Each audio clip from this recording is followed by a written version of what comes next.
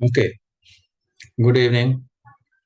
तब नेक्स्ट, आज हम इससे पहले वाले वीडियो में हमने डायमेंशन एनालिसिस की एप्लीकेशन करी थी। फर्स्ट एप्लीकेशन बताया था देयर आर 3 मेन एप्लीकेशंस, तो आज सेकेंड एप्लीकेशन करते हैं। और सेकेंड एप्लीकेशन में बेसिकली इसको हम बोलते हैं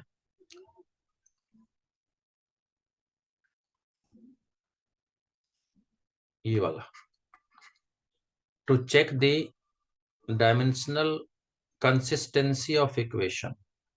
मतलब सिंपलेस्ट फॉर्म में हम ये भी कह सकते हैं किसी इक्वेशन को चेक करना कि इक्वेशन जो नोन है, गिवन है, वो करेक्ट है या नहीं है। अगर कोई भी फिजिकल इक्वेशन हमें पता नहीं कि करेक्ट है या नहीं है, तो डायमेंशन एनालिसिस के बेसिस पे हम जान सकते हैं कि करेक्ट है या नहीं है। इसके लिए we apply principle of homogeneity of equation. Homogeneity का मतलब है कि अगर स्टेटमेंट देनी हो तो according to this principle of physical equation will be dimensionally correct if dimensions of terms on both sides of the equation are same। तो किसी इक्वेशन में LHS और RHS होते हैं, तो LHS में अगर एक टर्म है और RHS में एक से ज्यादा है, एक ही है या एक से ज्यादा, दो है, तीन है, तो each term individually should be equal to the dimension of the term in RHS। Statement में उतनी शायद समझ में ना भी आए, लेकिन एग्जाम्पल से बेहतर समझ में आता है। जैसे एक एग्जाम्पल लेते हैं, और एग्जाम्पल है कि बहुत सिंपल इक्वेशन है, S is equal to UT plus half AT square. आसान है और पता है, लेकिन मान लेते हैं कि हमें नहीं मालूम कि ये करेक्ट है या नहीं करेक्ट। तो अगर हमने चेक करना है इसे, तो हम क्या कर सकते हैं, तो एल डायमेंशनल होमोजेनिटी के बेसिस पे ही करना है कि dimension of all terms on both the sides. तो मतलब LHS में हमारे पास क्या है, सिर्फ S है। तो if you right dimension of S, it can be L only. खत्म कहानी। अब चलते हैं RHS में। RHS में first term is U into T. U हम जानते हैं स्पीड है, स्पीड इज LT-1, और एक T ऑलरेडी एग्जिस्ट कर रहा तो T कर लेंगे, तो 1 पावर है। यहाँ कट कट नहीं करना है, बस सीधा सीधा ये भी L हो गई। सेकेंड टर्म क्या है, हाफ तो कांस्टेंट है, which means AT square. A for acceleration, हम जानते हैं एक्सेलरेशन की LT-2, and T square means capital T पे 2 पावर। तो ये दो पॉजिटिव दो नेगेटिव, ये मिलके बन गए L। कभी कभी बच्चे क्या करते हैं, गलती करते हैं, UT और AT स्क्वायर दोनों को ऐड कर दिया, 2AT square something like that. वो सब नहीं करना। तो ईच टर्म की डायमेंशन क्या हो गई, RHS। तो इसलिए कहते हैं therefore equation is dimensionally consistent और correct, simple, because LHS is equal to RHS। ठीक है, सेकेंड एग्जाम्पल लेते हैं। और सेकेंड एग्जाम्पल में हम कुछ डिफरेंट सा ले लेते हैं। Let's say tau is equal to I into alpha. Tau हम किसको बोलते हैं, टॉर्क को। टॉर्क की फॉर्मूला क्या होती है, तो फोर्स इंटू वर्टिकल डिस्टेंस। तो ये होती है F इंटू डिस्टेंस। F के लिए हम जानते हैं ML-T-2, और डिस्टेंस जो है हमारी, ये भी तो L ही है, तो ये L हो गई, यानी ये बन गई ML/T-2।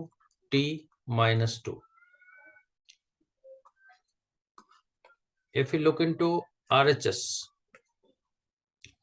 तो RHS में हमारे पास है I into alpha. I is moment of inertia, तो I की होती है mr²।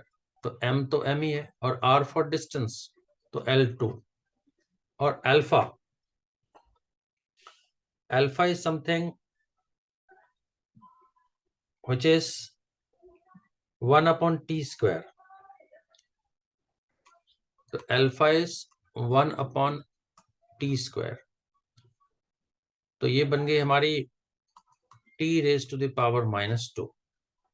तो देयरफॉर आई और अल्फा की बन गई हमारी ml2t-2। अब हम दोनों को कंपेयर करें तो बोल देते हैं कि since dimensions in LHS is equal to dimensions in RHS and therefore equation is correct, right? तो डायमेंशनली कंसिस्टेंट हो गई। Hope you have understood. इस टाइप की कुछ प्रैक्टिस कर लेनी है तो फिर ये आसान है। This was easiest of all. Let us move on to the third application. So application number 3।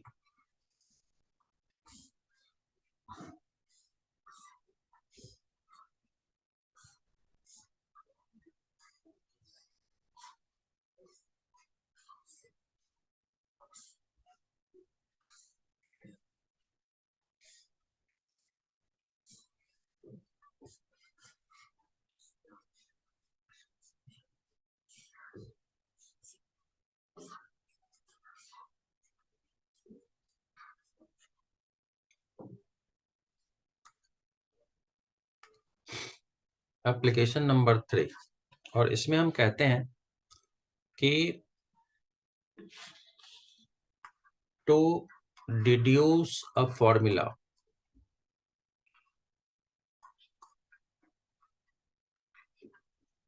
तो फॉर्मूला डिड्यूस करना है, डिराइव करना है।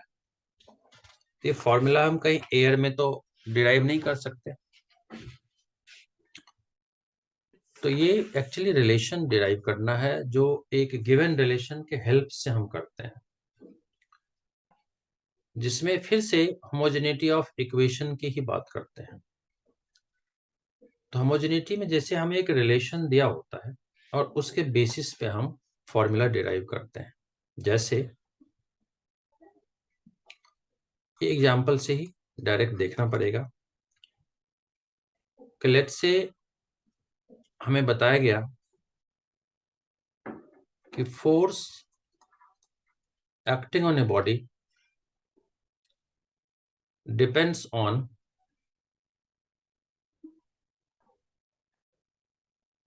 Coefficient of viscosity eta, radius of spherical body and velocity of the body v। तो जिस order में ये दिया हुआ है इसको हम ऐसे ही एज इट इज लिख देते हैं। f depends on eta R we.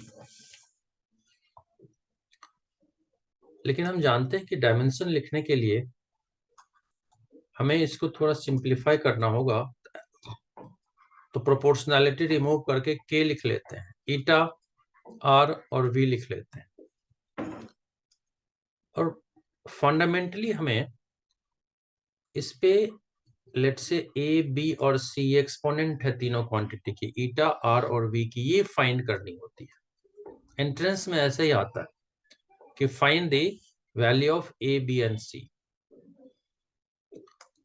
अब ये फाइंड करना है तो डायमेंशनल कंसिस्टेंसी को हमने यूज करना है। डायमेंशनल कंसिस्टेंसी अगर हम यूज करें तो एलएचएस में तो नॉन चीज है हमारे पास, तो इनकी डायमेंशन इन आरएचएस से हमें इक्वेट करना है।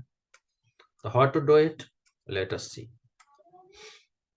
हम जानते हैं f की dimension ma which is l ml t-2। k तो कांस्टेंट है, उसको छोड़ देंगे। ईटा की डायमेंशन होती है ml-1 t-1 और इस होल पे कितनी पावर है a। बेसिकली हमें ये abc ही फाइंड करनी है, लैंग्वेज को कन्वर्ट करना है मैथमेटिकल फॉर्म में। एंड आर फॉर रेडियस और डिस्टेंस एक ही बात है, तो एल यूज कर लेंगे, इन पे बी पावर डाल देंगे, और वी हम जानते हैं एल टी माइनस वन, इन पे सी पावर दे देंगे। Then M L T minus two, और इन सारे एम एल टी को अरेंज कर लेते हैं। तो एम हमारे पास कितने हैं, एक ही है, और एम पे ए पावर, एल हमारे पास एक दो तीन है, तो एल पे यहाँ है माइनस ए, यहाँ पे है प्लस बी, और यहाँ पे है प्लस सी, और टी पे कितनी पावर है, minus A and minus C. अब तो आसान है, हम कंपेयर कर देते हैं exponents of M L T. So we write comparing the powers या exponent of M L and T, we get. तो अब क्या बन जाएगा, लेट अस सी। एम पे एलएचएस में 1, आरएचएस में ए, देयरफॉर डायरेक्ट वैल्यू आ गई, ए की तो 1 हो गई आंसर, ए की वैल्यू 1 आ गई, मतलब ईटा पे 1 ही पावर होएगा।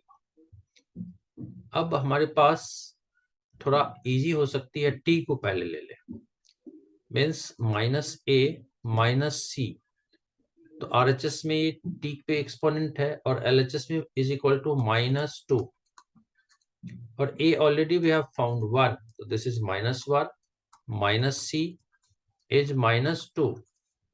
तो अगर c को RHS में ले आए और इस 2 को इधर जंप करा ले, तो -1 plus 2 is c positive, therefore c की वैल्यू भी 1 आ गई, +1। तो a और c we have found, तो let us find b now। तो l पे हमारा 3 है, तो -a plus b plus c is equal to, LHS में L पे 1 है, A की वैल्यू है 1, प्लस B की वैल्यू हमें फाइंड करनी है, और C की वैल्यू भी है 1, इज 1। तो दिस पॉजिटिव एंड नेगेटिव ये तो कैंसल ही हो गया ना, तो देयरफॉर B इज 1, ये लो सबकी वैल्यू 1 आ गई, तो therefore equation 1 becomes F is equal to K, eta पे 1 लिखने की जरूरत नहीं है, R पे 1 लिखने की जरूरत नहीं है, V पे 1 हो गई, ये इक्वेशन बन गई हमारी, और आंसर भी हो गया। तो that way we are doing dimensional analysis. एक इसमें और प्रैक्टिस करके देखते हैं, राइट। सेकेंड एग्जांपल ले लेते हैं। अगर हम एग्जांपल 2 लें, तो जैसे हम जानते हैं कि सेंट्रीपिटल फोर्स जो होती है, जो सेंटर ऑफ सर्कल की ओर एक्ट करती है, तो लैंग्वेज में ये गिवन होगा कि centripetal force acting on a body में डिपेंड्स अपॉन, अब ये किस किस चीज पे डिपेंड करती है, तो फोर्स ही होती है, F, may depend upon proportionality, mass of the body, velocity of the body, and radius of the body moving on the circular track।